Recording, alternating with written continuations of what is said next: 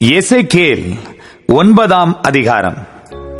பின்பு அவர் என் காதுகள் கேட்க மகா சத்தமாய் நகரத்தின் விசாரிப்புக்காரர் சங்கரிக்கும் ஆயுதங்களை தங்கள் கைகளில் பிடித்துக் கொண்டு வரக்கடவர்கள் என்று சொன்னார். அப்பொழுது இதோ 6 புருஷர் வெட்டுகிற ஆயுதங்களை தங்கள் கைகளில் பிடித்துக் கொண்டு வடக்கே பார்த்த உயர்ந்த வாசலின் வழியிலிருந்து வந்தார்கள். அவர்களில் சணல் நூல் அங்கி தரித்து தன் அறையில் கணக்கனுடைய மைக்கூட்டை வைத்திருக்கிற ஒருவன் இருந்தான். அவர்கள் உள்ளே பிரவேசித்து வெண்கல பலிபீடத்தண்டையிலே நின்றார்கள். அப்பொழுது இஸ்ரவேலின் தேவனுடைய மகிமை கேருவின் மேலிருந்து எழும்பி ஆலயத்தின் வாசற்படியிலே வந்து சணல் நூல் அங்கி தரித்து தன் அறையிலே கணக்கனுடைய மைக்கூட்டை வைத்திருக்கிற புருஷனை கூப்பிட்டு, கர்த்தர் அவனை நோக்கி, நீ எருசலேம் நகரம் எங்கும் உருவ போய் அதற்குள்ளே செய்யப்படுகிற சகல அருவருப்புகளின் நிமித்தமும் பெருமூச்சு விட்டு அழுகிற மனுஷரின் நெற்றிகளில் அடையாளம் போடு என்றார். பின்பு அவர் என் காதுகள் கேட்க மற்றவர்களை நோக்கி, நீங்கள் இவன் பின்னாலே நகரமெங்கும் உருவ போய் வெட்டுங்கள்.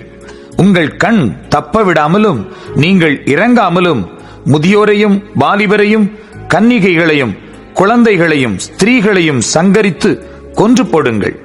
அடையாளம் போடப்பட்டிருக்கிற ஒருவனையும் கிட்டாதிருங்கள். என் பரிசுத்த ஸ்தலத்திலே துவக்குங்கள் என்று என் காதுகள் கேட்கச் சொன்னார்.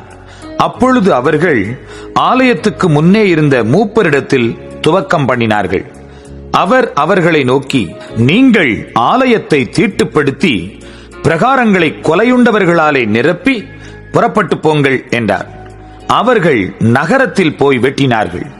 அவர்கள் வெட்டி கொண்டு போகையில் நான் மாத்திரம் தனித்து முகங்குப்பெற விழுந்து, ஆ கர்த்தராகிய ஆண்டவரே, தேவரீர் எருசலேமின் மேல் உமது உக்கிரத்தை ஊற்றுகையில் இஸ்ரவேலின் மீதியானவர்கள் எல்லாம் அழிப்பீரோ என்று முறையிட்டேன்.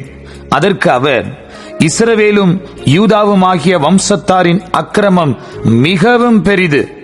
தேசம் இரத்தப்பழிகளால் நிறைந்திருக்கிறது, நகரமும் மாறுபாட்டினால் நிரப்பப்பட்டிருக்கிறது.